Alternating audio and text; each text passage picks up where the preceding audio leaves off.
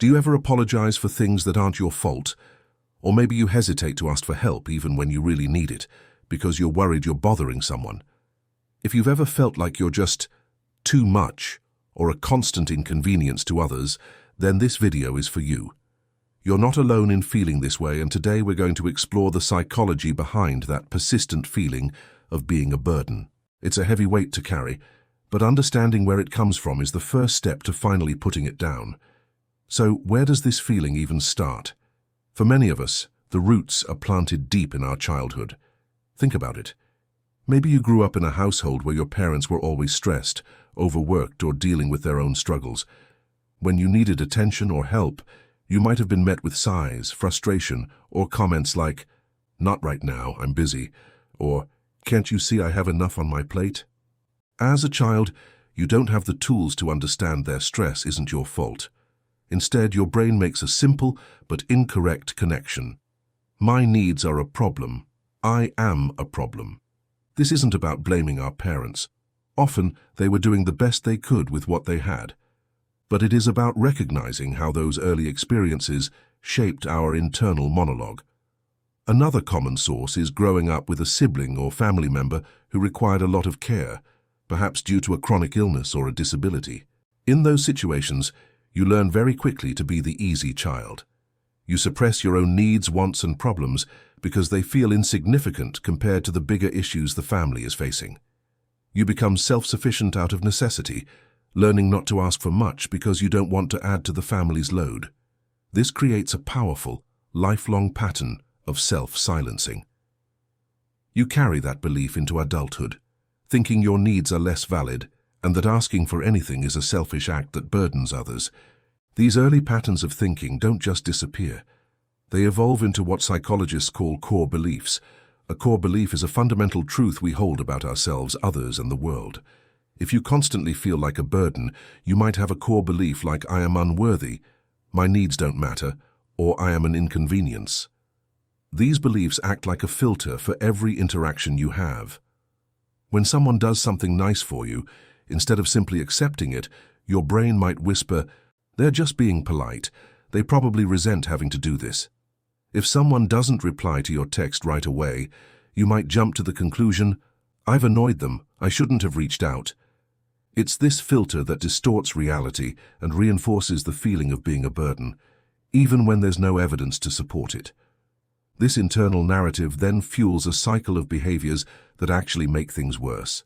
We're talking about things like over-apologizing for everything, refusing help when it's offered, or isolating yourself to avoid bothering anyone.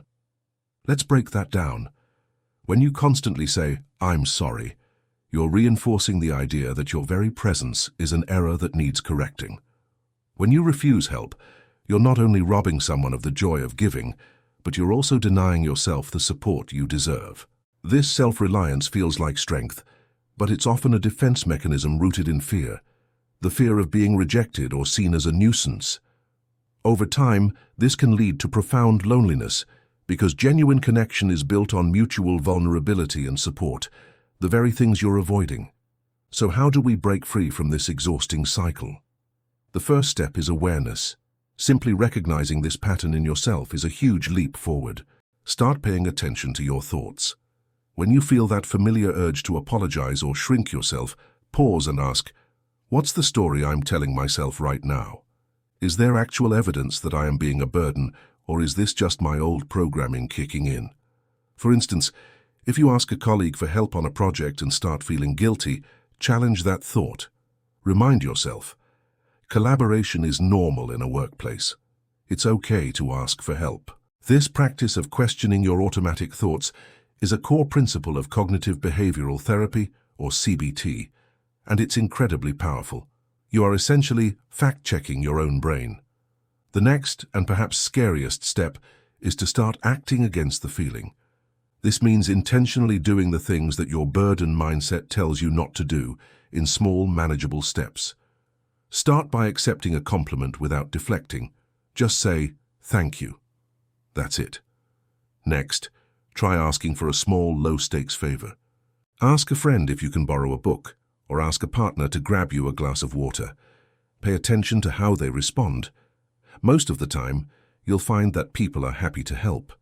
Each time you do this, and the world doesn't end, you're providing your brain with new evidence that contradicts the old toxic belief. You're showing yourself through action that you are not a burden. Your needs are valid, and it is safe to express them. Another vital part of this healing process is learning to practice self-compassion. This means treating yourself with the same kindness and understanding you would offer a good friend. When you catch yourself in that negative self-talk, imagine what you would say to a friend who was feeling the same way. You wouldn't tell them, "Yeah, you are a total burden." You'd probably say, "Of course you're not a burden. You deserve help and support just like everyone else." So, why not offer that same grace to yourself? Self-compassion isn't about making excuses. It's about acknowledging that you are a human being who is doing their best and that you are worthy of love and belonging, imperfections and all. It's also crucial to surround yourself with the right people. Healthy relationships are a two-way street. They involve both giving and receiving. Pay attention to the people in your life who genuinely enjoy helping you, who celebrate your successes, and who listen without making you feel like an inconvenience. These are your people.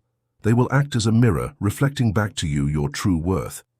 On the flip side, you may need to set boundaries with or distance yourself from people who reinforce your negative core beliefs, those who make you feel small or constantly drain your energy. Your environment plays a huge role in your healing. Curate a social circle that nourishes you rather than one that validates your fears. Finally, remember that this is a journey, not an overnight fix. There will be days when that old feeling creeps back in, and that's okay. The goal isn't to never feel like a burden again. The goal is to recognize the feeling when it shows up, understand where it's coming from, and not let it dictate your actions. It's about taking its power away.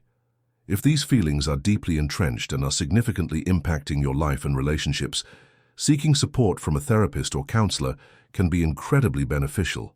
They can provide you with tailored tools and a safe space to unpack these experiences. You don't have to do this alone. Unlearning the feeling of being a burden is an act of profound self-love. It's about reclaiming your space in the world and owning your right to have needs, to ask for help and to be seen. You are not an inconvenience. You are not too much. You are a valuable, worthy human being, and the world is a better place with you in it, taking up all the space you deserve. Thank you so much for spending this time with me today. If this video resonated with you, please give it a thumbs up and share it with someone who might need to hear this message. Don't forget to subscribe for more content on psychology and self-growth.